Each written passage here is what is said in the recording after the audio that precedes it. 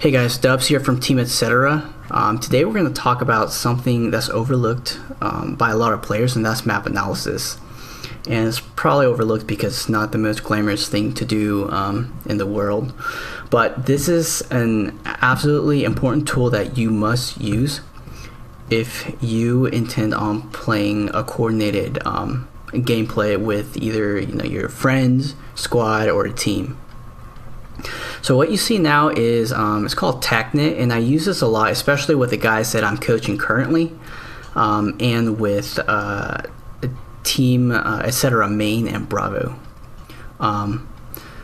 So the first thing we're going to do, well, before I get into that, let me kind of show you how to use this. So on this right side over here, in the Add Invite a Friends button, there's a URL. All you have to do is give that to your friends, teammates, squad mates, or whoever, and it will give them access to this page. And once they get in here, they can see what you write, and you can see what they write, and so on and so forth. So it's a really nifty tool to use. Alright, so the first thing we're going to do is we are going to identify breakout spawn points and your initial breakout spawn. So there's a spawn there and some over here. And the reason why we do this is because we need to know where everyone starts in order to decide how we want to break out later on. So the next thing we're going to do is identify major lanes. So we got snow lane over here. We got S lane through here. And then this lane's kind of hybrid. So we got open lane that kind of merges into infirmary. And then we got this dude who has some relevance on that lane as well. Alright, now the next thing we're going to do is identify connectors, and here's what connectors are. Connectors allow players to move from lane to lane in a quick manner. So we got one over here. This is a connector. We have one over here. We have one over here. And we have one over here. Alright, so now what about these and these? Are these connectors? Yes and no. Yes, they help you get from lane to lane, but there's not a lot of cover that you can use, so I mean, if you need to use these areas, you can, but they're extremely dangerous from experience. So, alright, so now with that said, now you have a good idea of where you need to place your guys to control the different lanes to prevent flanks, and now you have an idea of how you're going to rotate depending on who dies and the whole situation in general. Alright, so here's the assumption. During initial breakout, blue's going to have B, and red's going to have A. So they're going to be duking it out for C, right? Makes sense. So this first guy's, or one of the guys, going to run out here and post up here, and he's not going to immediately take C, and I'll explain why in a second. So second guy is going to run over through here and probably post up here.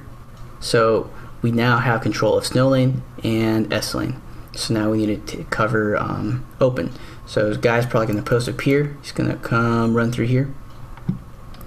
And this other guy's probably going to go through here, jump down, take B, run through here, and post up here, preventing people from coming through infirmary door. Alright, so where's the fifth guy going to go? The fifth guy is going to be the one trying to push C and take it, because they're duking it out for C, right? Because you have A and B, you're at a stalemate. C is going to be the point, at least in the beginning, that's going to either get you ahead or behind, and so on and so forth. Alright, so here's why you post up here before you take C, and that has to do with what the enemy is going to do. So what this guy's going to do is probably going to post up a guy here to prevent anyone from going through snow lane. And that's why this guy just doesn't run through without any support, because he's going to get mowed down. And then this guy's going to say, hey, one down the snow lane, it's open, and then another dude's probably going to come and take C and post up here and make your life really miserable by preventing you from coming through main, because this guy can cover heaven door as well. So now with that said, let's figure out where the rest of the enemy guys are going to go. One's probably going to be here, looking at that dude. Another guy's probably going to be posted here, preventing people from coming through there. And this guy's probably going to be posted here, coming through here. And then this last guy is likely going to do the same thing. He's going to be the aggressor because someone needs to do get out for C, and it's going to be these two guys. Alright, so now with that said, we're going to go into something called rotating, and this is a concept that needs to be practiced in order for you to be good at it, and it's the one thing that's going to really separate a good team from the lesser good teams. So let's say this guy goes down. Here, that's a scenario. Alright, so now let's think about this. That guy goes down, enemy's up 5, you're down 1. So this lane's good, or down here. Open lane's good because that guy's still alive. S lane's good because this guy's still alive. And snow lane, we're still good because of this guy. So let's say they get a pick on him and this guy tries to rush. He can still play defensively and still shoot at this guy, preventing him from rushing. If he overcommits, he'll be able to kill him. So you still have some control over snow lane, so it's not that big of a deal. There's no rotation necessary here as long as this dude plays defensively, and all he needs to do is buy enough time for this guy who died to redeploy on this guy and continue mission. Alright, and likewise, if this guy dies, you just swap spots. It's too easy. Now if this guy dies, what's gonna happen? Alright, so we now lost control of S lane, right? So what we can do is this guy here, he can run over here into this store because from the mid room he can watch S and he can watch metal, or metal detectors. Now after this guy's here, all he has to do is again stay alive long enough for the dude who died to spawn on him, and then you guys go back to your regular positions, or rotate back to your regular positions, and you continue mission. Now the reason why I put this guy here is because he's in a connector, so he can readily respond to anything that goes wrong. I mean, technically this guy, he can post back here and still watch open, or post back here because there's a white crate right there, or somewhere around here, and you can still watch open, but this puts him in a position where he can react immediately. So what's going to happen if this guy dies? Well, there are a few things that you can do. If this guy dies, he can run up here and control both of these areas. Another option is he stays here and this guy plays a passive role and just watches these metal detectors instead of watching this door. Now that's kind of risky, but it can be done. Alright, so what happens if this guy dies? Okay, you have two options. This guy here at open, he can go jump down here, come up here and take his place, while this guy comes up and rotates into this mid room, looking at S gate and metal detectors. Alternatively, guy at stairs, he could run through down here, cover this guy, while this open guy runs in here.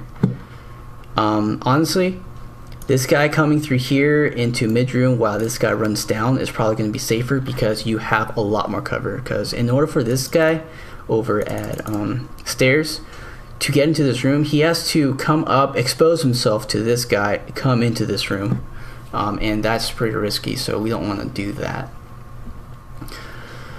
So this is called a rotational map, and the reason why it's called a rotational map is because there's established lanes, and you can actually develop a strategy that has to do with different rotations.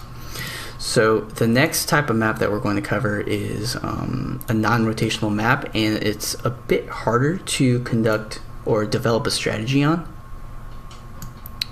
Parasol Storm, there we go.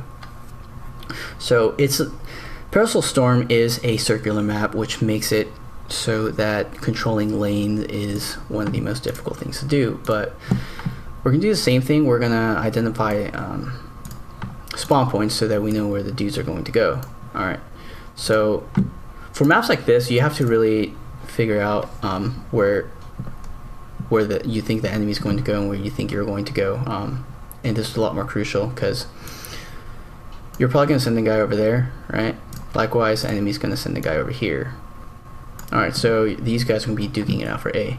Now, the team who spawns back here is going to have the initial advantage because he can take C uncontested. So that's kind of like a giveaway. So he has an advantage, blue doesn't. So in that case, blue is going to really need to fight for B, and red is going to know that. So red will probably try to take B, and that's going to be like the main focal point of this game because A is going to be easier to control for either team. It really depends on who can outthink the other players. But these buildings are really crucial, and unlike Operation Locker, you don't have lane control because there are no lanes, but what you have on these map is area control. What areas can you control from a position of advantage? So these buildings provide you a lot of cover and provides you a lot of visibility. So for example, building AJ, we call this AJ. You can look over here, you can look over here, you can look across, and you can look at B. We call this building dirty. He can look here, he can look over here, he can look over at A, he can look across in this building and B. And this is the same exact thing. He can look at B, he can look across, he can look over at AJ, over at back. Like, it's a lot of visibility. So the point is, you want to be able to control these buildings at all times because it's going to provide you with a lot of it's going to provide you with that advantage that you need. So with that said, before you take B, you really want to take control of these buildings because the burn zone for B is extremely small. So like one well placed grenade will kill you, and you just wasted that ticket. So your best it's better to fight over these buildings and get control so that you can have that like map awareness advantage over the other teammates. If you guys want to see more content like this, feel free to let me know in the comments below. I have no problem with doing more map analysis with you guys and kind of give you guys an idea of how we play different maps, especially in like a competitive setting. Other than that, also in episode 1 I covered, or I kind of let you guys know that I'm starting a TWL team. There are slots still open, so if you're still interested in that, feel free to friend me and I will hook you guys up. Other than that, please like and subscribe. Thanks for all your support, and guys, thanks for watching, and I'll see you next time.